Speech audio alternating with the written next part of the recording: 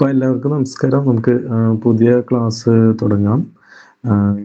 അത് കേരളത്തിൻ്റെ land use പാറ്റേണും അതുപോലെ തന്നെ അഗ്രികൾച്ചറൽ ക്രോപ്സും രണ്ടായിട്ടാണ് കൊടുത്തിരിക്കുന്നത്. നമുക്ക് ഈ ലാൻഡ് യൂസ് പാറ്റേൺ അധികം പഠിക്കേണ്ടതില്ല. ഉള്ളത് കൃത്യമായിട്ട് ഒരു ധാരണ വെച്ചാൽ മതി എന്നുള്ളതുകൊണ്ട് അഗ്രികൾച്ചർ ക്രോപ്സും കൂടി നമ്മൾ കവർ ചെയ്യും. ഓക്കെ, എന്തെങ്കിലും ഡൗട്ട്സ് ഉണ്ടെങ്കിൽ നിങ്ങൾക്ക് സ്റ്റോപ്പ് ചെയ്ത് ചോദിക്കാം. പുതിയ ആൾക്കാരോടാണ് പറയുന്നത്. പൊതുവെ ഞാൻ ക്ലാസ് എടുത്ത് പോകാറാണ് പതിവ്, ആരും ഒന്നും ചോദിക്കാറില്ല. പക്ഷെ അങ്ങനെയല്ല, ഡൗട്ട്സ് ആർക്കെങ്കിലും ഉണ്ടെങ്കിൽ നിങ്ങൾക്ക് ചോദിക്കാം. ഓക്കെ ഓക്കെ അപ്പോൾ നമുക്ക് ലാൻഡ് യൂസ് പാറ്റേണിൻ്റെ കാര്യം നോക്കാം. ഇതിൽ നമുക്കറിയാലേ 38,863 ആണെന്ന് തോന്നുന്നു നമ്മുടെ സ്ക്വയർ കിലോമീറ്റർ ഉണ്ട് നമ്മുടെ കേരളത്തിൻ്റെ മൊത്തം വിസ്തീർണം.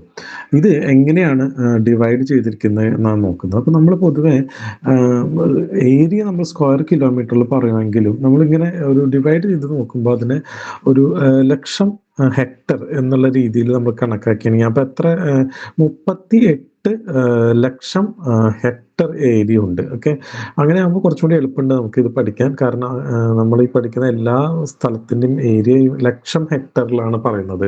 അപ്പോൾ 38 1000 സ്ക്വയർ കിലോമീറ്റർ എന്ന് പറഞ്ഞാൽ 1,00,000 ഹെക്ടറാണ്. ഓക്കെ, അപ്പൊ അത് 38,000 ചതുരശ്ര കിലോമീറ്റർ ഏകദേശം നമ്മുടെ കേരളം ഉള്ളതുകൊണ്ട് അപ്പൊ മൊത്തം 38 ലക്ഷം ഹെക്ടർ ഭൂമിയാണ് നമ്മുടെ കേരളം. അതെങ്ങനെയാണ് ഡിവൈഡ് ചെയ്തിരിക്കുന്നത് എന്നുള്ളതാണ്. അതിൽ പകുതി, ഏതാണ്ട് കൃത്യം പകുതി 50.76% നെറ്റ് സ്വാൻ ഏരിയയാണ്. അതായത് നമ്മൾ കൃഷിക്കായിട്ട് മാത്രം ഉപയോഗിക്കുന്ന സ്ഥലമാണ്. കൃഷി ചെയ്യുന്ന സ്ഥലത്തെയാണ് നമ്മൾ നെറ്റ് ഏരിയ സോൺ എന്ന് പറയുന്നത്. അപ്പൊ ഇത് കൃത്യം പകുതി, അത് ഏകദേശം 18 ലക്ഷത്തിന് മുകളിൽ, അത് കൃത്യമായിട്ട് നമുക്ക് ഡാറ്റ ഞാൻ കാണിച്ചു തരാം. 50.76% കൃഷി ചെയ്യാണ്. പിന്നെ ഏകദേശം ഒരു കാൽ ഭാഗം 27.83, അത് കാൽ ഭാഗം എന്ന് പഠിച്ചാൽ പോരാ, ആ കറക്റ്റ് പെർസെൻറ്റേജ് തന്നെ പഠിക്കണം. 27.83% സ്ഥലം ഫോറസ്റ്റ് ആണ്. ഓക്കെ, അതുപോലെ തന്നെ അഗ്രികൾച്ചർ അല്ലാതെ അല്ലെങ്കിൽ land put to non agricultural യൂസസിന് വേണ്ടിയിട്ട് ഉപയോഗിക്കുന്നത് 15.69% സ്ഥലമാണ്. ഓക്കെ, ഈ 15.69 നോൺ അഗ്രികൾച്ചർ യൂസിന് 27.83 എന്താ പറയുക forest, 50.76% net swan area. Okay, ഇത് ഈ മൂന്നുമാണ് ആക്ച്വലി സിംഹഭാഗം. ബാക്കിയുള്ളത് വളരെ കുറച്ചേ ഉള്ളൂ. ഏതൊക്കെയാണെന്ന് നോക്കാം. കൾട്ടിവബിൾ വേസ്റ്റ് ലാൻഡ് എന്ന് പറഞ്ഞിട്ട് 2.63%. നമുക്ക് കൾട്ടിവേറ്റ് ചെയ്യാൻ പറ്റും, പക്ഷെ അവിടെ കൃഷി ചെയ്യാതെ ഒരു വേസ്റ്റ് ലാൻഡ് ആയിട്ട് ഇട്ടിരിക്കുന്ന സ്ഥലത്തിനെയാണ് നമ്മൾ കൾട്ടിവബിൾ വേസ്റ്റ് ലാൻഡ് പറയുന്നത്. 6.23%. പിന്നെ ഫാലോ ലാൻഡ്സ് ഉണ്ട്. ഈ ഫാലോ ലാൻഡ്സ് ഓൾമോസ്റ്റ് 3% അവിടേക്കാണ് വരുന്നത്. അത് കറണ്ട് ഫാലോ എന്ന് പറയുന്നത് ഏകദേശം 1.48. Follow land other than current follow എന്ന് പറയുന്നത് 1.32 ആണ്. ഇത് എന്താ സംഭവം വെച്ച് കഴിഞ്ഞാൽ നമുക്ക് കൃഷി ചെയ്യാനേ, നമുക്ക് കണ്ടിന്യൂസ് ആയിട്ട് ഒരു സ്ഥലത്ത് കൃഷി ചെയ്യാൻ പറ്റില്ല. കുറെ നാൾ കഴിഞ്ഞ് കഴിഞ്ഞാൽ പിന്നെ അത് കുറച്ച് വെറും തരിശാക്കിയിട്ട് ഇടേണ്ടി വരും. അതിൻ്റെ ക്വാളിറ്റി റീഗെയിൻ ചെയ്യാൻ വേണ്ടിയിട്ട്, അതിൻ്റെ ഫലഭൂയിഷ്ഠത റീഗെയിൻ ചെയ്യാൻ വേണ്ടിയിട്ട് അങ്ങനെ ഇടുന്ന സ്ഥലങ്ങളാണ് ഈ പറഞ്ഞ ഫാലോ ലാൻഡ്. ഓൾമോസ്റ്റ് 3% നമ്മുടെ എന്താ പറയുക ഫാലോ ലാൻഡ്. കൃത്യമായിട്ട് നോക്കുകയാണെങ്കിൽ നമുക്ക് 2.8 കാണാൻ പറ്റും. അതിൽ കറണ്ട് ഫാലോ എന്ന് പറഞ്ഞാൽ ഈ കഴിഞ്ഞ വർഷം വരെ കൃഷി ചെയ്തിട്ട് അത് ഇപ്രാവശ്യം കൃഷി ചെയ്തിട്ടാണ് ഈ കറണ്ട് ഫാലോ. ഇപ്രാവശ്യത്തെ അല്ലാതെ തന്നെ ബാക്കി എത്രത്തോളം ഫാലോ ലാൻഡ് ഉണ്ട് അതാണ് ഈ 1.32. Okay, total cropped area 65.67%. ഈ ക്രോപ്പ്ഡ് ഏരിയ എന്ന് പറഞ്ഞാൽ 25 ലക്ഷം ഹെക്ടർ. ഇത് ആക്ച്വലി ഉള്ള സ്ഥലമല്ല കേട്ടോ. ഇങ്ങനൊരു ഏരിയ ഇല്ല. ആക്ച്വലി നെറ്റ് സ്വാൻ ഏരിയ ആണ് കൃത്യമായിട്ടുള്ള സ്ഥലം 19.75. ഇനി എന്താ സംഭവം, ഈ ടോട്ടൽ ക്രോപ്പ്ഡ് ഏരിയ എന്ന് പറഞ്ഞു കഴിഞ്ഞാൽ ഒരേ സ്ഥലത്ത് തന്നെ ചിലപ്പോൾ നമ്മൾ 2 തവണ 3 തവണയൊക്കെ കൃഷി ഇറക്കുമല്ലോ. അപ്പോൾ അതിനെ നമ്മൾ വീണ്ടും ഇപ്പൊ ഒരു 100 സ്ക്വയർ കിലോമീറ്റർ സ്ഥലത്ത് നമ്മൾ ഒരു തവണ നെല്ല് വെച്ച് കഴിഞ്ഞാൽ ഇപ്പോൾ net sown area 100 square kilometre ആണ്. ഇനി അവിടെ 2 തവണ നെല്ല് വിതയ്ക്കേണ്ടതെന്ന് വെക്കാം. അപ്പോൾ അവിടെ net sown area 100 square kilometre തന്നെയായിരിക്കും. എന്നാൽ ടോട്ടൽ ക്രോപ്പ്ഡ് ഏരിയ എത്രയായിരിക്കും? അത് 200 സ്ക്വയർ മീറ്റർ ആണ്. കാരണം എന്താ, 2 തവണ അവിടെ ചെയ്തല്ലോ. അപ്പൊ അതുകൊണ്ട് ഈ ടോട്ടൽ ക്രോപ്പ്ഡ് ഏരിയ നെറ്റ് സ്വാൺ ഏരിയകൾ കൂടുതലായിരിക്കും.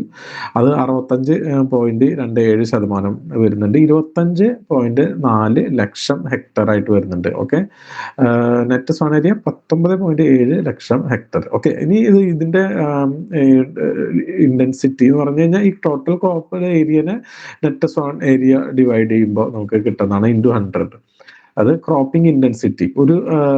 നമ്മൾ എത്രത്തോളം യൂട്ടിലൈസ് ചെയ്യുന്നുണ്ട് ഒരു യൂണിറ്റ് ഏരിയ എന്നുള്ളതാണ്. അപ്പൊ 128.6% നമ്മൾ യൂട്ടിലൈസ് ചെയ്യുന്നുണ്ട്.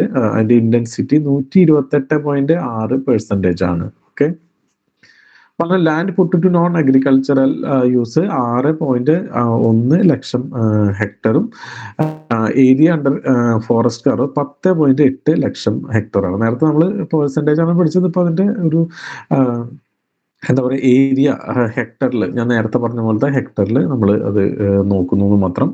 ഓക്കെ, ഇത് ഒന്ന് പഠിച്ചു വയ്ക്കുക. ഇതല്ലാതെ ഇതിന്റെ കംപ്ലീറ്റ് ഡീറ്റെയിൽസ് അവൈലബിൾ ആണ് എക്കണോമിക് റിവ്യൂവിൽ. അത് ഞാൻ സ്ലൈഡിൽ കൊടുത്തിട്ടുണ്ട്. സ്ലൈഡ് ഷെയർ ചെയ്യാവുന്നതാണ്. ഇത് കംപ്ലീറ്റ് ആയിട്ട് പഠിക്കേണ്ടവർക്ക് എങ്ങനെ തന്നെ പഠിക്കാം.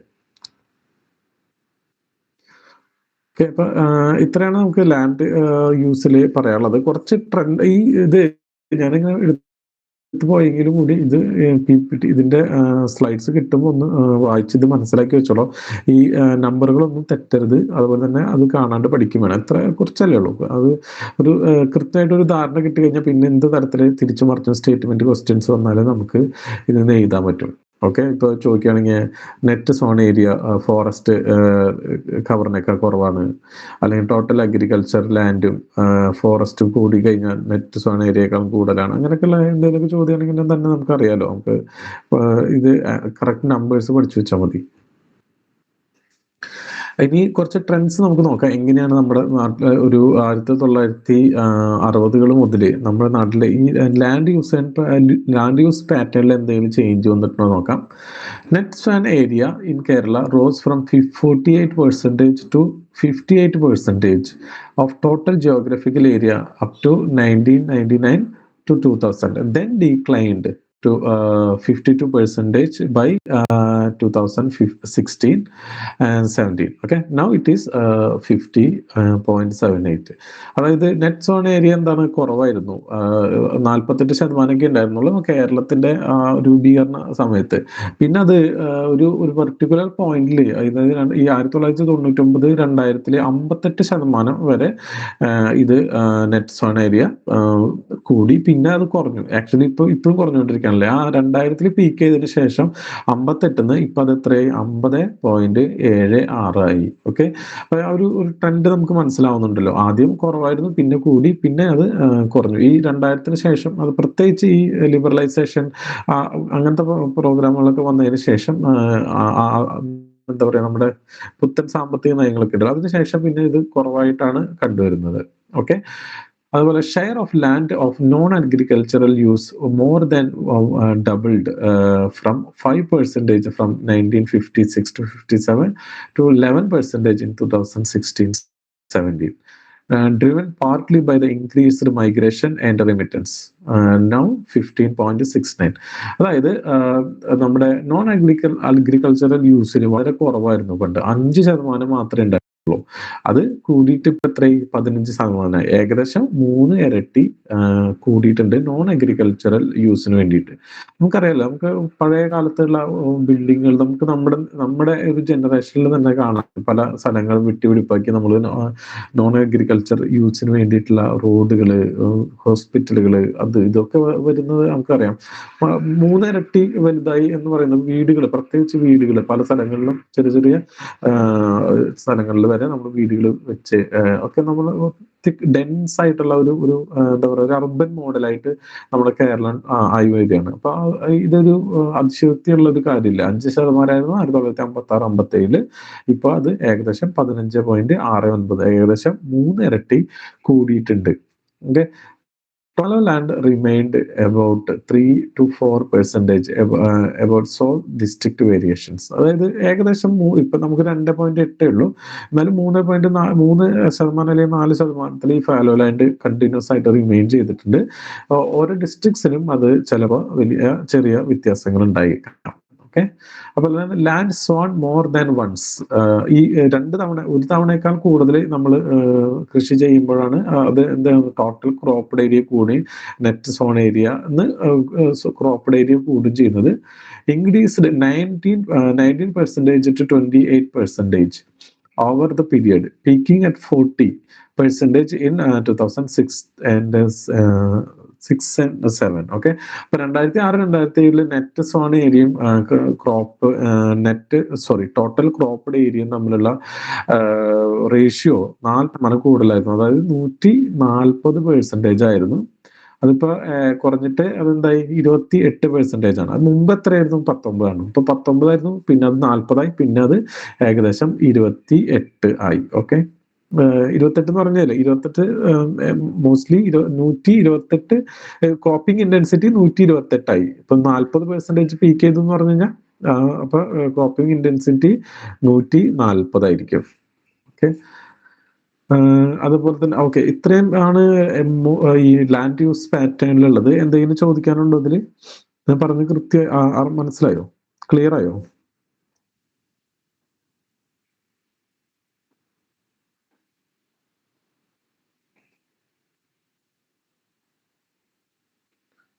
ഓക്കെ, ആർക്കെങ്കിലും ഡൗട്ട് ഉണ്ടെങ്കിൽ ചോദിച്ചോളൂ കേട്ടോ.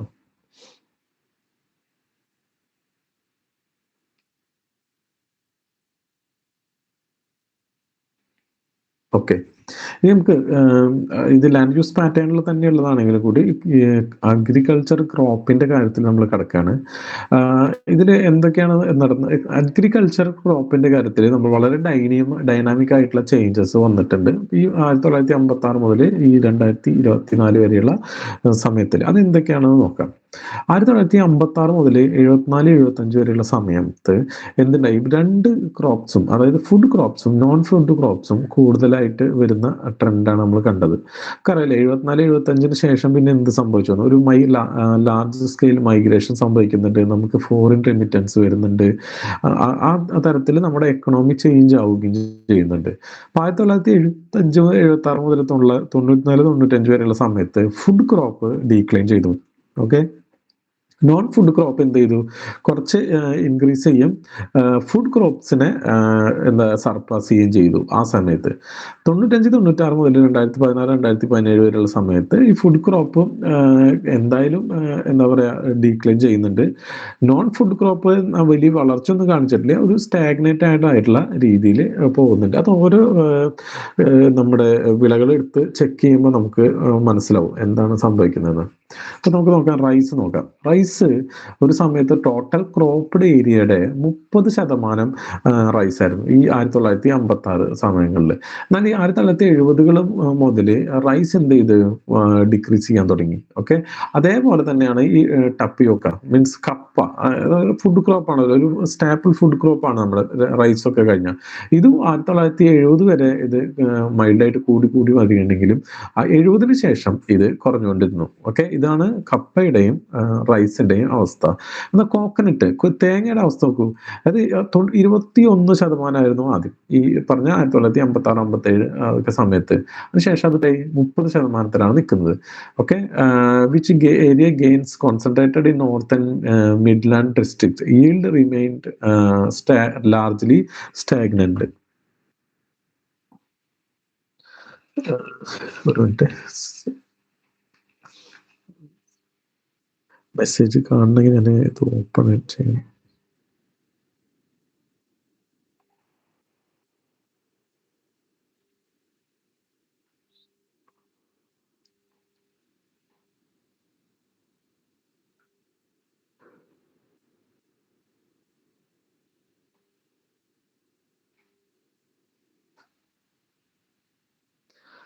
ഓക്കെ, 2016-17 എന്നുള്ളത് ഞാൻ കോവിഡിന് മുമ്പുള്ള ഒരു ടൈമായിട്ട് എടുത്താണ്. 2016-17 ഓക്കെ, അതിന് മുമ്പുള്ള സ്ലൈഡ് ആണല്ലേ? 1995, 96 മുതല് 2016, 17 2024 വരെ ആയാലും ശരി, നോൺ ഫുഡ് ക്രോപ്സ് എന്താണ് അതിൽ മൈൽഡ് വേരിയേഷൻസ് ഉണ്ട്. ഞാൻ ഒരു ബിഗ് വേരിയേഷൻസ് ഉണ്ടാവുന്നില്ല എന്നാ പറഞ്ഞത്. നോൺ ഫുഡ് ക്രോപ്സ് എന്താണ് അത് ചെയ്യുന്നത്, അത് ഒരു സ്റ്റാഗ്നേറ്റഡ് ആയിട്ട് വലിയ എന്താ പറയാ വ്യത്യാസങ്ങളൊന്നും ഉണ്ടാവുന്നില്ല. പക്ഷെ നമുക്ക് എപ്പോഴും എക്കണോമിക് റിവ്യൂസ് എടുത്തു നോക്കി കഴിഞ്ഞാൽ കഴിഞ്ഞ വർഷത്തിനേക്കാളും ചെറിയ വ്യത്യാസങ്ങൾ കാണാൻ പറ്റും. കുറച്ച് കൂടി ഉണ്ടായിരിക്കും, കുറഞ്ഞിട്ടുണ്ടായിരിക്കും. പക്ഷെ ഒരു ലാർജർ ലെവലില് ഒരു സ്റ്റാഗ്നേറ്റഡ് വലിയ എന്താ പറയാ വ്യത്യാസങ്ങളൊന്നും ഇല്ലാതെ പോകുന്ന ഒരു ട്രെൻഡാണ് കാണുന്നത്. ഫുഡ് ക്രോപ്പ് കുറഞ്ഞുകൊണ്ടിരിക്കുന്ന ട്രെൻഡും കാണുന്നുണ്ട്. ഇപ്പൊ നമുക്ക് റൈസ് കണ്ടിന്യൂസ് ആയിട്ട് ഇപ്പൊ ഉണ്ടല്ലോ, ഇപ്പൊ 7.1 ലക്ഷം ഹെക്ടറിൽ മാത്രമാണ് റൈസ് ഉണ്ടായിരുന്നു. മുമ്പ് എത്രയായിരുന്നു?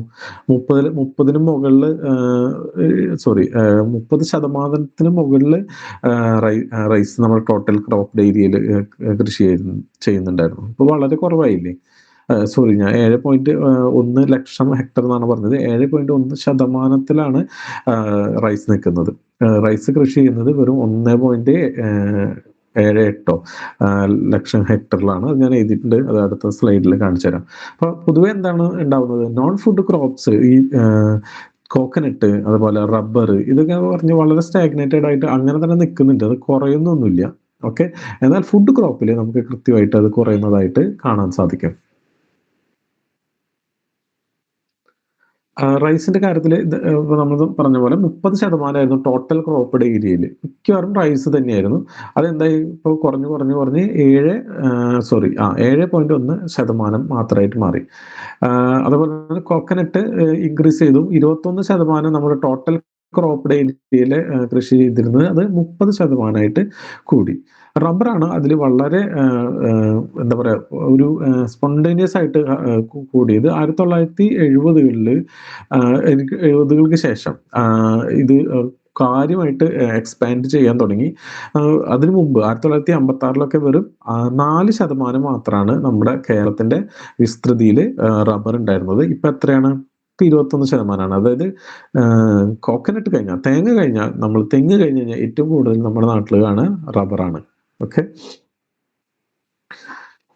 ഇതില് ഏരിയ വൈസ് ആണ് ഞാൻ കൊടുത്തിരിക്കുന്നത്, എത്രത്തോളം ഏരിയ വൈസ് നമ്മൾ കൃഷി ചെയ്യുന്നു. കോക്കനട്ട് 30.2 പിന്നെ റബ്ബർ ഏകദേശം 21. ഇതിന്റെ ക്ലിയർ ഡാറ്റ എൻ്റെ കയ്യിൽ അടുത്ത സ്ലൈഡിലുണ്ട്. ഞാനൊരു ഇതിൽ മാത്രമായിട്ട് കൊടുത്താണ്. റബ്ബർ 21.6, അതുപോലെ തന്നെ കോക്കനട്ട് 30.2%, പാഡി 7.1%, പിന്നെ അടയ്ക്ക 4%, പെപ്പർ 3%. ഓക്കെ. അപ്പൊ ഏറ്റവും കൂടുതൽ കൃഷി ചെയ്യുന്നത് നമ്മൾ ഏതാണ് ഏരിയയിൽ കൃഷി ചെയ്യുന്നത്? ഏറ്റവും കൂടുതൽ കൃഷി ചെയ്യുന്നത് തേങ്ങയാണ്. രണ്ടാമത് കൃഷി ചെയ്യുന്നത് റബ്ബറാണ്. ഓക്കെ. മൂന്നാമതാണ് നമ്മുടെ പാഡി വരുന്നത്. ഓക്കെ. ഓക്കെ, ശരി. ഇതിൽ നമുക്ക് നോക്കാം. Cropping intensity of the state in 2023-24 was 128.6%. 128% ആണ്. അത് നമ്മൾ മുന്നേ പറഞ്ഞിരുന്നു. Coconut constituted the major share of the total cropped area with 30.2%, followed by rubber 21.6%. Okay. ഇത് ടോട്ടൽ ക്രോപ്പ്ഡ് ഏരിയയിലാണ് കേട്ടോ നമ്മൾ ഈ പെർസെൻറ്റേജുകളൊക്കെ പഠിക്കുന്നത്, നെറ്റ് സ്വാൻ ഏരിയയുടെ അല്ല. ഓക്കെ. പിന്നെ food crops comprising of rice, pulses, tapioca, ragi, small millets, sweet potato and other tubers constituted 9.8%. Okay. അതായത് ഫുഡ് ക്രോപ്സ് മാത്രം നമ്മൾ നോക്കുകയാണെങ്കിൽ ഏകദേശം 9.8% ഉണ്ട്. ഇനി plantation crops such as tea, coffee, rubber, cardamom constituted 28% of total cropped area. Rice 7.1%. ഈ numbers ഒന്ന് പഠിച്ചു വെച്ചേക്കണം. അതിന്റെ ഡീറ്റെയിൽ ആയിട്ടുള്ള ഡാറ്റ കൊടുത്തിട്ടുണ്ട്. ഇത് കംപ്ലീറ്റ് ആയിട്ടൊന്നും പഠിക്കേണ്ടി വരില്ല, പക്ഷെ ഒന്ന് നോക്കി പോകുന്നത് നന്നായിരിക്കും. ഇതിൽ പ്രൊഡക്ടിവിറ്റിയും കൊടുത്തിട്ടുണ്ട്, ഏരിയയും കൊടുത്തിട്ടുണ്ട്. ഇനി നമുക്ക് ഓരോ ക്രോപ്സ് നോക്കി നോക്കാം. വളരെ പ്രധാനപ്പെട്ട കുറച്ച് ക്രോപ്സുകള് നമ്മൾ പഠിക്കേണ്ടതുണ്ട്. അതിന്റെ കുറച്ചെങ്കിലും ഡീറ്റെയിൽ നമ്മൾ പഠിക്കേണ്ടതുണ്ട്. അത് നമുക്ക് നോക്കി നോക്കാം.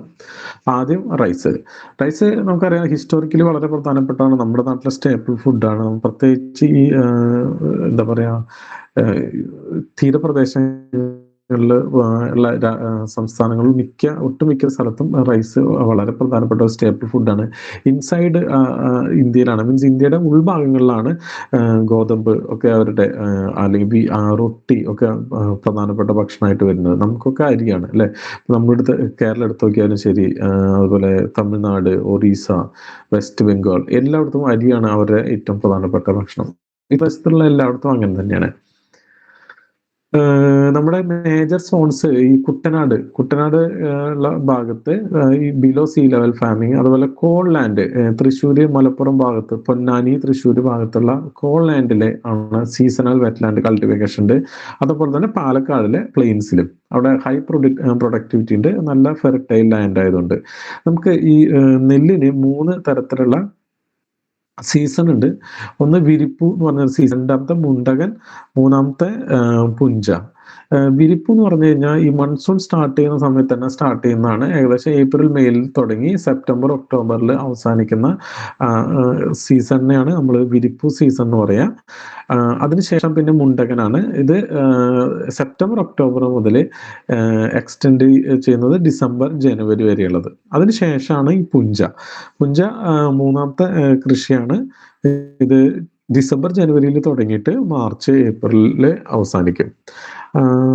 ഓക്കെ, ഇനി ഒരു കാര്യം നേരത്തെ പറഞ്ഞിട്ടുണ്ടായിരുന്ന ട്രെൻഡ് വെസ്റ്റ് ബംഗാൾ, അത് ഞാൻ പറഞ്ഞുതരാം കേട്ടോ. അത് ഓക്കെ, ഈ സ്ലൈഡ് കൂടി ഞാൻ കുറച്ച് മാറ്റി വെച്ചേക്കായിരുന്നു. സംഭവം എന്ന് വെച്ചാൽ ചൈന ആണ് ഏറ്റവും കൂടുതൽ പ്രൊഡക്ഷൻ ഉള്ളത്.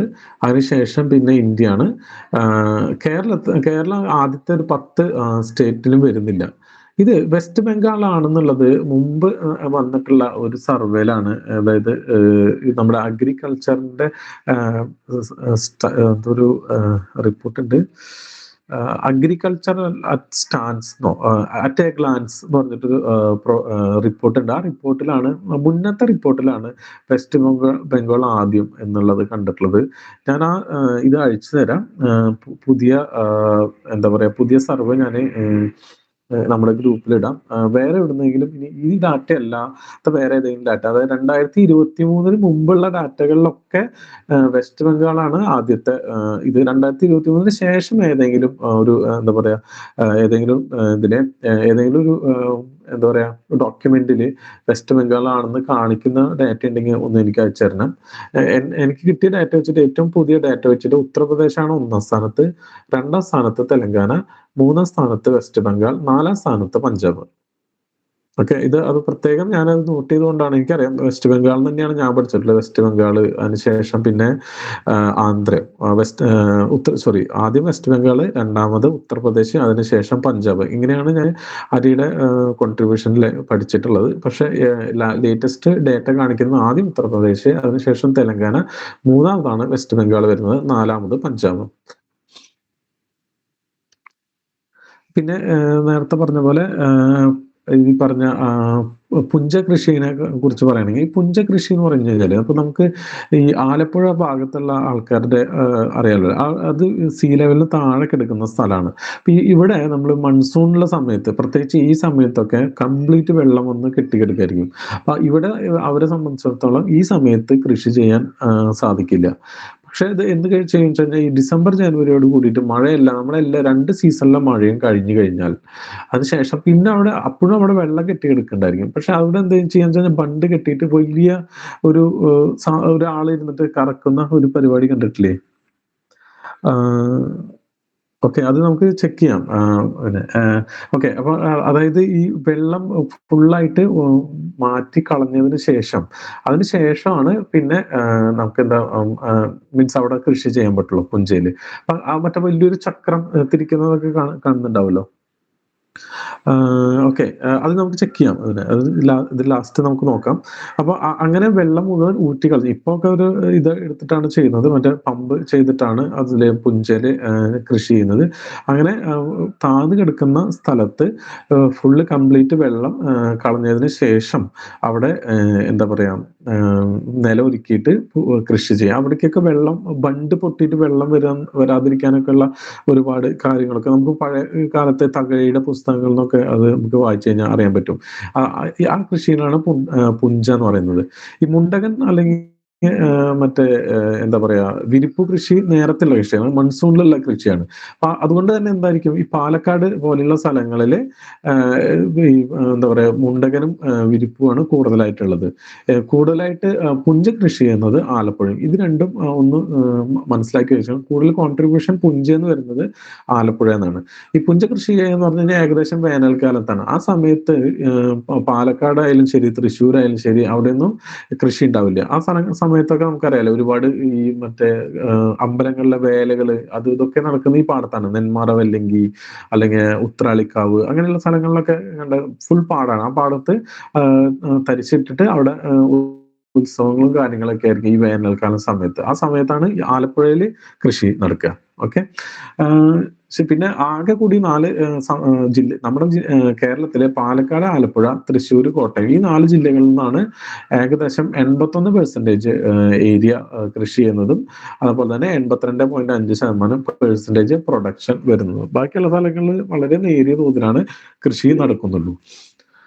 ഇനി എന്തുകൊണ്ടാണ് ഈ കൃഷി നമുക്കറിയാലോ അല്ലേ, ഈ കേരളത്തിലെ എങ്ങനെയാണ് എന്തുകൊണ്ടാണ് ഈ 30%ഉം കൃഷിയായിരുന്ന മീൻസ് നെൽകൃഷി ആയിരുന്ന സ്ഥലത്ത് എങ്ങനെയാണ് ഇത് വളരെ കുറഞ്ഞ് വെറും 7% ആയത് ചോദിച്ചു കഴിഞ്ഞാൽ നമുക്കറിയാം 70കൾക്ക് ശേഷം നടന്നിട്ടുള്ള മൈഗ്രേഷൻസ്.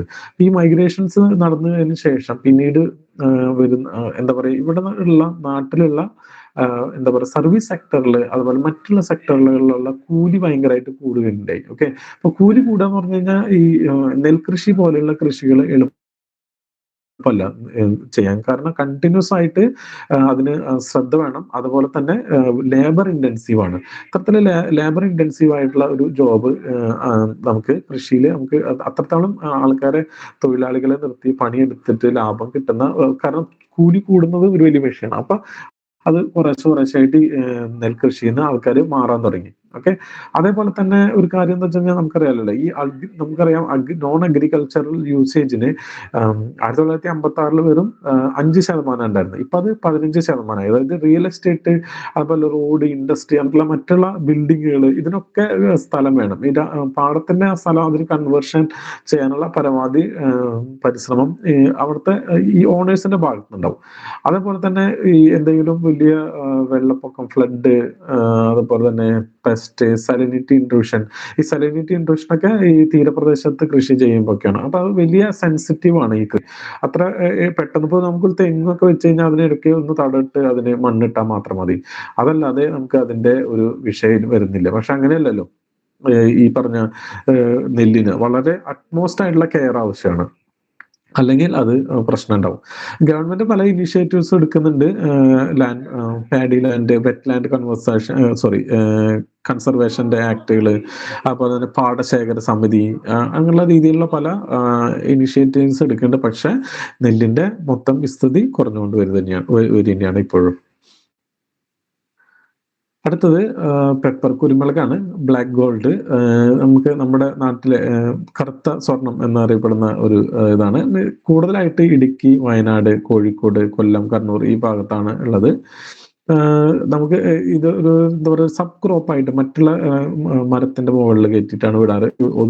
ഉദാഹരണത്തിന് അടയ്ക്ക, അതേപോലെ തന്നെ തെങ്ങ്, ഇതിന്റെ കഴുങ്ങ്, തെങ്ങ് ഇതിന്റെ ഒക്കെ മുകളിൽ കയറ്റിയിട്ടാണ് നമ്മൾ ഇത് വിടാറ്. പിന്നെ കുറച്ച് ഡിസീസുകൾ, പ്രശ്നങ്ങളുണ്ട്. അതേപോലെ തന്നെ ഭയങ്കര കോമ്പറ്റീഷനാണ് ഇതിന് വേണ്ടിയിട്ട്. ഇപ്പൊ വിയറ്റ്നാം, ഇന്തോനേഷ്യ എന്നുള്ള ഭാഗത്തു നിന്നൊക്കെ നല്ല കോമ്പറ്റീഷൻ നമ്മുടെ കുരുമുളകിനുണ്ട്. കുരുമുളക് എങ്ങനെയാണ് large scale means global trend നോക്കാം എങ്ങനെയാണെന്ന്. വിയറ്റ്നാമാണ് ഏറ്റവും കൂടുതൽ കുരുമുളക് പ്രൊഡ്യൂസ് ചെയ്യുന്നത്, ഏകദേശം 35%. പിന്നെ അതിനുശേഷം ബ്രസീല്, ഓക്കെ. അതിനുശേഷം ഇന്ത്യയാണ്. 16% ഗ്ലോബൽ പ്രൊഡക്ഷനിൽ ഇന്ത്യയാണ്. കർണാടകയാണ് കേട്ടോ ആദ്യം. അതിനുശേഷമാണ് സോറി കേരളം. കേരളത്തില് നമ്മൾ വിചാരിക്കും കുരുമുളക് നമ്മുടെ ഒരു ഇതാണ്. പക്ഷെ നമ്മളെക്കാളും കൂടുതൽ കൃഷി ചെയ്യുന്നത് കർണാടകയാണ്. അതിന്റെ ഏറ്റവും പ്രധാനപ്പെട്ട കാരണം എന്ന് പറഞ്ഞു കഴിഞ്ഞാല് ഈ കുരുമുളക് എന്ന് പറഞ്ഞാൽ അതിന്റെ ഒറിജിൻ ചെയ്ത സ്ഥലം തന്നെ നമ്മുടെ വെസ്റ്റേൺ ഘട്ടിലാണ്. വെസ്റ്റേൺ ഘട്ട് മലബാറിലാണ് ആക്ച്വലി കുരുമുളക് വന്നത് എന്നാണ് വിശ്വസിക്കപ്പെടുന്നത്. എന്നാൽ കൂടി നമുക്ക് വെസ്റ്റേൺ ഘട്ടം ഏറ്റവും കൂടുതലായിട്ടുള്ളതും അതുപോലെ ആ ഒരു ക്ലൈമറ്റ് ഏറ്റവും കൂടുതലുള്ളതും ഇവർക്ക് ഇത് ചോദിക്കില്ല. വേൾഡ് ചോദിക്കില്ല. പക്ഷെ എക്കണോമിക് റിവ്യൂവിൽ ഞാൻ കണ്ടു. അതേപോലെ തന്നെ നമ്മുടെ കേരളത്തിലെ ചിലപ്പോൾ ചോദിച്ചെന്ന് വരാമല്ലോ. ഇപ്പൊ കുരുമുളക് ഏറ്റവും കൂടുതൽ കൃഷി ചെയ്യുന്നത് ചോദിച്ചെന്ന് വരാം. ചിലപ്പോൾ കമ്പാരിസന് വേണ്ടിയിട്ട്. അത് മാത്രമല്ല നമുക്ക് എക്കണോമിക്സ് 7 മാർക്കിനുണ്ട്. അതിലും നമുക്ക് എന്തുണ്ട് ഈ അഗ്രികൾച്ചറിന്റെ കാര്യങ്ങൾ പഠിക്കാനുണ്ട്. അപ്പൊ അതുകൊണ്ട് ഞാൻ എക്കണോമിക് റിവ്യൂവിൽ ഉള്ളത് കൊണ്ട് ഞാൻ നേരിട്ട് അത് എഴുതി കൊണ്ടുവന്നാണ്. അതുപോലെ തന്നെ കോക്കനട്ട് നമുക്കറിയാം 30.2% ടോട്ടൽ ക്രോപ്പ്ഡ് ഏരിയയില് ഉണ്ട്. യൂസ് അറിയാം നമുക്കറിയാം ഓയിൽ മീൻസ് കൊപ്ര അതുപോലെ കോക്കനട്ട് ഓയിൽ ഒക്കെ ആയിട്ട് ഉപയോഗിക്കാം. ഇതില് നമുക്ക് സ്റ്റാറ്റിസ്റ്റിക്സ് നോക്കുകയാണെങ്കിൽ ഇന്തോനേഷ്യയാണ് ഏറ്റവും കൂടുതൽ ഉപയോഗിക്കുന്നത് ഉൽപ്പാദിപ്പിക്കുന്നത്. അതിനുശേഷം ഫിലിപ്പീൻസ്, അതിനുശേഷം ഇന്ത്യ. ഓക്കെ. ഈ തേങ്ങയെ കുറിച്ച് പറയുമ്പോൾ ഒരു ടോട്ടൽ ട്രെൻഡ് എന്താണെന്ന് വെച്ച് കഴിഞ്ഞാൽ മൊത്തം എന്താ പറയാ പ്രൊഡക്ഷന്റെ 90% നമ്മുടെ സദേൺ സ്റ്റേറ്റുകളാണ്. ഇപ്പൊ തമിഴ്നാട്, കേരള, കർണാടക, ആന്ധ്രാപ്രദേശ് ഇവരാണ് 90% ഏരിയ തെങ്ങ് കൃഷി നടത്തുന്നത്. 92% പ്രൊഡക്ഷനും നമ്മൾ തന്നെയാണ്. ഇപ്പൊ കറന്റ്ലി നമ്മളാണ് ലീഡ് ചെയ്തുകൊണ്ടിരിക്കുന്നത് പ്രൊഡക്ഷനിലും അതുപോലെ എന്താ പറയാ ഏരിയയിലും. മുമ്പ് തൊട്ട് നമുക്ക് 2ാമത്തെ 3ാമത്തെ ഒക്കെ സ്ഥാനമാണ് കിട്ടാറ്. കേരള ഗവൺമെന്റ് ഇതുപോലെ തന്നെ തെങ്ങിന് വേണ്ടിയിട്ട് കുറച്ച് പ്രോഗ്രാമുകളുണ്ട്. അതാണ് ഒന്ന് കേരഗ്രാമം പദ്ധതി, cluster based rehabilitation of coconut gardens. ഇതൊന്നും നിങ്ങൾ നോക്കി പോയിക്കോളൂട്ടോ. കേരള ഗ്രാമം പ്രോഗ്രാം, അതുപോലെ തന്നെ കേരരക്ഷാവാരം. കേരരക്ഷാവാരം ഇപ്പോൾ ഉള്ളതല്ല, 2022 2023 ഉള്ളതായിരുന്നു.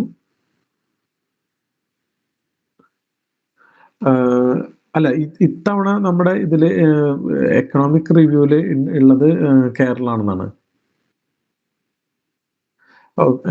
ഇത്തവണത്തെ എന്ന് പറഞ്ഞു കഴിഞ്ഞാൽ 2023 24 ഡീറ്റെയിൽസ് ആണ് നമ്മൾ പഠിക്കുന്നത്. 2024 25 ആയിട്ടില്ലല്ലോ.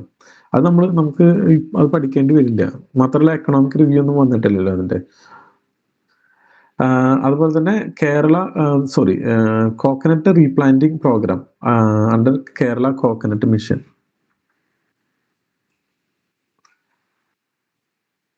ഓക്കെ. അത് നോക്കാം നമുക്ക്. ഇങ്ങനത്തെ ലേറ്റസ്റ്റ് റിപ്പോർട്ടും ചെയ്തില്ലേ, ഏത് റിപ്പോർട്ട് എന്നും കൂടി ഉണ്ട്. നമുക്കത് ചെക്ക് ചെയ്യാം ലാസ്റ്റ്. ഇത് ക്ലാസ്സിന് ശേഷം നമുക്ക് നോക്കാം.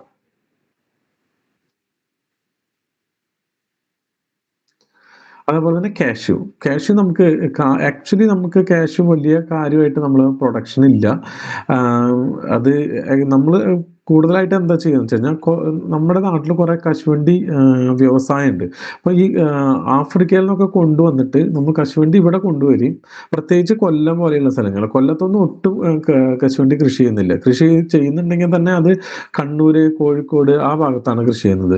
നമ്മൾ ആക്ച്വലി എന്താ ചെയ്യുന്നത്, കൊല്ലത്തേക്കൊക്കെ ഈ ആഫ്രിക്കയിൽ നിന്നൊക്കെ കൊണ്ടുവന്നിട്ട് അത് വാല്യൂ അഡീഷൻ നടത്തിയിട്ട് തിരിച്ച് വിൽക്കുകയാണ് ചെയ്യുന്നത്. Okay. Cote de Ivory Coast ആണ് ഏറ്റവും കൂടുതൽ നമുക്ക് എന്താ പറയാ ഇത് കശുവണ്ടി ഉൽപ്പാദിപ്പിക്കുന്നത്. അതിനുശേഷം പിന്നെ ഇന്ത്യയാണ്. ഇന്ത്യയിൽ തന്നെ മഹാരാഷ്ട്രയാണ് ഏറ്റവും കൂടുതലായിട്ട് എന്താ പറയാ കശുവണ്ടി ഉൽപ്പാദിപ്പിക്കുന്നത്. അതിനുശേഷം പിന്നെ ആന്ധ്രാപ്രദേശാണ്. കേരളം അതിൽ 6ാമത്തെ പൊസിഷനിലാണ്. കേരളത്തിൽ നിന്ന് ഏറ്റവും കൂടുതൽ കശുവണ്ടി അയക്കുന്നത് ഒന്ന് യു എയിലേക്കാണ്. അതേപോലെ തന്നെ അതിന് 2ാമതായിട്ട് ജപ്പാനിലേക്ക്. ഞാൻ നേരത്തെ പറഞ്ഞല്ലോ, നമ്മൾ വാല്യൂ അഡീഷൻ ചെയ്തതിന് ശേഷം പിന്നെ എക്സ്പോർട്ട് ചെയ്യുന്നുണ്ട്. അങ്ങനെ എക്സ്പോർട്ട് ചെയ്യുന്നത് യു എയിലേക്കും 2ാമതായിട്ട് ജപ്പാനിലേക്കുമാണ്. ഇനി നമുക്ക് കുറച്ച് പ്ലാന്റേഷൻ ക്രോപ്സ് ഉണ്ട്. നമ്മൾക്ക് വളരെ കൂടുതലായിട്ടുള്ള ഏരിയ ഏകദേശം 28% എന്താ പറയാ ക്രോപ്പ്ഡ് ഏരിയ പ്ലാന്റേഷനിൽ സോറി പ്ലാന്റേഷൻ ക്രോപ്സ് ആണ്. 28% ഓഫ് ടോട്ടൽ ക്രോപ്പ്ഡ് ഏരിയ ഏതൊക്കെയാന്ന് നോക്കാം. ഒന്ന് റബ്ബറാണ്. റബ്ബർ ആദ്യം ഈ കോട്ടയം, പത്തനംതിട്ട, എറണാകുളം, ഇടുക്കി അങ്ങനെയുള്ള സ്ഥലത്തായിരുന്നു. പിന്നെ അത് എക്സ്പാൻഡ് ചെയ്തിട്ട് പല സ്ഥലങ്ങളിലും എത്തുന്നുണ്ട്. പണ്ടത്തെ ഇപ്പൊ നമുക്കറിയാലേ ഏതെങ്കിലും ഈ പറഞ്ഞ കോട്ടയം, പത്തനംതിട്ട, ഇടുക്കി അല്ലാത്ത ജില്ലകൾ നോക്കി കഴിഞ്ഞാൽ അറിയാം അവിടെ റബ്ബർ വെട്ടുന്ന ആൾക്കാരും ഒക്കെ ഇതിന്റെ കൂടെ ഈ ഈ ഭാഗത്തു നിന്ന് വന്നിട്ടുള്ള ആൾക്കാരായിരിക്കും. കാരണം ആ ഒരു ഇത് ജസ്റ്റ് റബ്ബർ മാത്രമല്ല മൈഗ്രേറ്റ് ചെയ്യുന്നത്, ആ മൈഗ്രേറ്റ് ചെയ്യുന്നതോട് കൂടിയിട്ട് അവിടുത്തെ ആൾക്കാർ കൂടിയിട്ട് മൈഗ്രേറ്റ് ചെയ്യുന്ന ഒരു ഹിസ്റ്ററി കേരളത്തിനുണ്ട്. ഓക്കെ. അതുപോലെ തന്നെ കേരളമാണ് ഏറ്റവും കൂടുതൽ റബ്ബർ, നമ്മുടെ ഇന്ത്യയിൽ ഏറ്റവും കൂടുതൽ റബ്ബർ എവിടെയാണ്? കേരളത്തിലാണ്. അതുപോലെ തന്നെ ഇവര് ചലഞ്ചസ് എന്താ വെച്ച് കഴിഞ്ഞാൽ പ്രൈസ് ചിലപ്പോൾ കൂടും കുറയും. കാരണം ഇന്റർനാഷണൽ മാർക്കറ്റ് നമുക്കറിയാലോ, നമ്മുടെ മാർക്കറ്റും ഇന്ത്യൻ മാർക്കറ്റും ഇന്റർനാഷണൽ മാർക്കറ്റായിട്ട് ഇന്റഗ്രേറ്റ് ചെയ്തിട്ടുണ്ട്. അപ്പൊ ഏത് സ്ഥലത്ത് വില കൂടുതലായിട്ട് ഉൽപാദനങ്ങൾ കൂടിയാലും നമുക്കും അതിന്റെ ആഫ്റ്റർ എഫക്ട്സ് ഉണ്ടാവും. ഓക്കെ. അതുപോലെ തന്നെ പല ഫംഗൽ ഡിസീസസ് അങ്ങനെയൊക്കെ ഉള്ളത്. ഇനി തായ്ലൻഡാണ് ഏറ്റവും കൂടുതൽ നാച്ചുറൽ റബ്ബർ ഉണ്ടാക്കുന്നത്. അതിനുശേഷം പിന്നെ ഇന്തോനേഷ്യ. ഇന്ത്യ 5ാമത്തെ സ്ഥാനത്താണ് natural rubber ഉണ്ടാക്കുന്നതിൽ.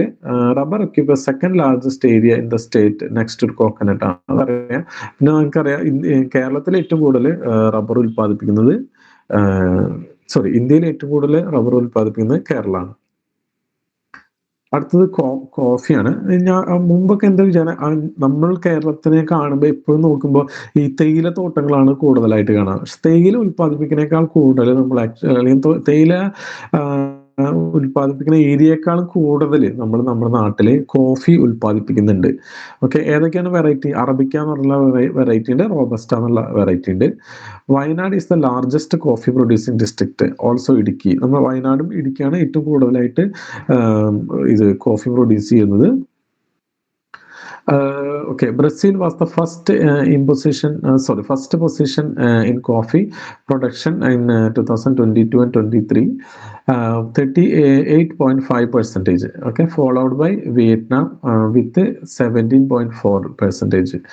India position 6th with 3.9 share. വളരെ കുറവാണ് ഇന്ത്യ അതിൽ കോഫിക്ക് ഷെയർ ചെയ്യുന്നുള്ളൂ. Karnataka maintain first position 73.3%, followed by Kerala. ഇതേപോലെ തന്നെ കർണാടക ഫസ്റ്റും കേരള സെക്കൻഡ് വരുന്ന രണ്ട് പ്രൊഡക്റ്റുകളാണ്. ഒന്ന് പെപ്പർ, രണ്ടാമത്തത് കോഫി. രണ്ടിലും കർണാടകയാണ് ഒന്നാം സ്ഥാനത്ത്, രണ്ടാം സ്ഥാനത്ത് കേരളം. അടുത്തത് ടീ ആണ്. അതുപോലെ തന്നെ നമുക്കറിയാം ടീ ബ്രിട്ടീഷേഴ്സ് ഇംപ്ലിമെന്റ് ചെയ്തതാണ് നമ്മുടെ നാട്ടിൽ. ഏറ്റവും കൂടുതൽ ചൈന ആണ് പ്രൊഡ്യൂസ് ചെയ്യുന്നത്. അതിനുശേഷം പിന്നെ ഇന്ത്യ, മൂന്നാം സ്ഥാനം കെനിയക്കാണ്. ഓക്കെ. ഏറ്റവും കൂടുതൽ ഇന്ത്യയിൽ കൂടുതൽ ടീ പ്രൊഡ്യൂസ് ചെയ്യുന്നത് അസാമിലാണ്.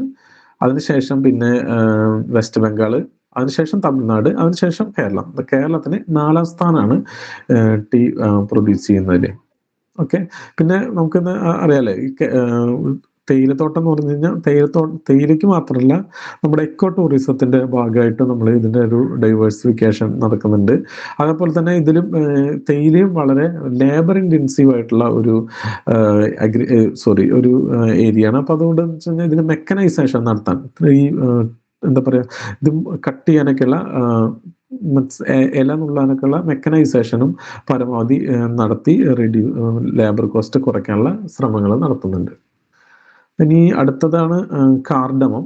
നമുക്കറിയാം ഈ ഗോട്ടിമാലയാണ് ഏറ്റവും കൂടുതൽ പ്രൊഡ്യൂസ് ചെയ്യുന്നത്. കേരളം പ്രൊഡ്യൂസ് ചെയ്യുന്നത് ഇന്ത്യ രണ്ടാമതും, കേരളമാണ് ഏലം കൃഷിയുടെ 90.6% കേരളത്തിനാണ്. ഓക്കെ. ഇത്രയാണ് നമ്മുടെ ഇതിനെ പറഞ്ഞ. ഇനി നമ്മുടെ പ്രജിലാൽ പറഞ്ഞ കാര്യം നോക്കി നോക്കാം. ഒരു minute.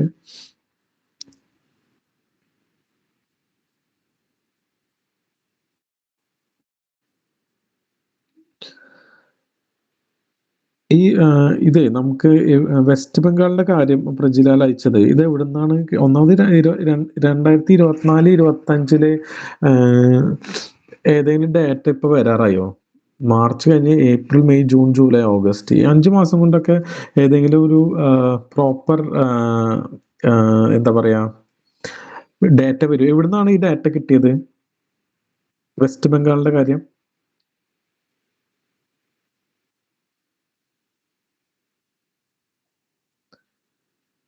Indian rice exporters report. ഈ റൈസ് എക്സ്പോർട്ടില് അതില് എക്സ്പോർട്ട് ചെയ്തതാണോ പറയുന്നത്? അതോ പ്രൊഡക്ഷൻ ചെയ്തതാണോ പറയുന്നത്?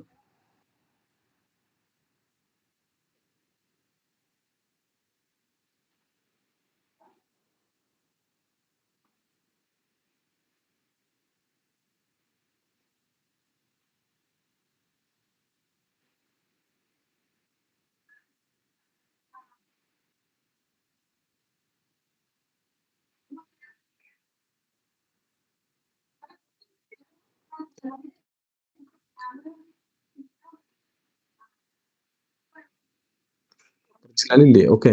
ഞാന് ഇത് എടുത്തിരിക്കുന്നത് ഞാൻ എന്റെ റിപ്പോർട്ട് അയച്ചുതരാം. ആ റിപ്പോർട്ട് ഓക്കെ. അത് നമുക്ക് ആ ഒരു റിപ്പോർട്ട് നമുക്ക് ഇത് എന്താ പറയാ PSC ഒക്കെ അംഗീകരിക്കുമോ എന്നൊന്നും എനിക്കറിയില്ല. ഞാൻ എടുത്ത റിപ്പോർട്ട് ഞാൻ അയച്ചുതരാം. അഗ്രികൾച്ചറിന്റെ അറ്റ് എ ഗ്ലാൻസ് എന്ന് പറഞ്ഞിട്ട് കേന്ദ്ര ആഹ് മന്ത്രി എന്തോ ഒരു മന്ത്രാലയം അയച്ചിട്ടുള്ള സോറി ഇറക്കിയിട്ടുള്ളതാണ്. കൃഷിയുടെ ഏറ്റവും പ്രധാനപ്പെട്ട വളരെ എന്താ പറയാ ആഹ് ഇന്ത്യൻ എക്സ്പോർട്ട് പ്രൊട്ടക്ഷൻ ആണ്. ഓക്കെ. ഞാൻ അയച്ച് കാണിച്ചു തരാം ആ റിപ്പോർട്ട്. ഇനി വേറെ ഏതെങ്കിലും 2024, 25 കൂടിയിട്ടുണ്ടെങ്കിൽ നമുക്കത് ചേഞ്ച് ചെയ്യാം. ഓക്കെ. ഞാനത് അയച്ചുതരാം.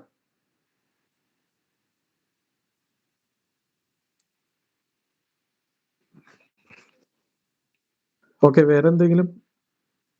ഇത് കേരള ആണെന്നുള്ളത് വീണ്ടും എക്കണോമിക് റിവ്യൂവിലുള്ളതാണ്.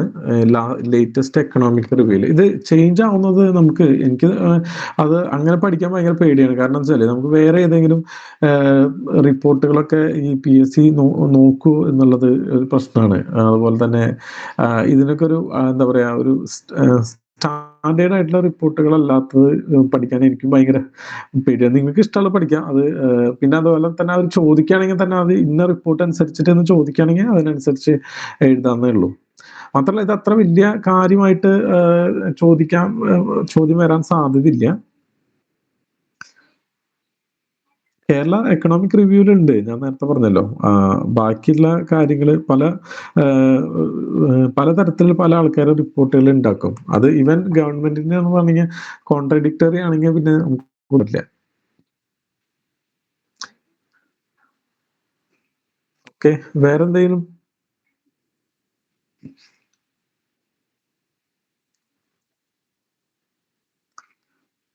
ഓക്കെ. ശരി എന്നാ. Thank you.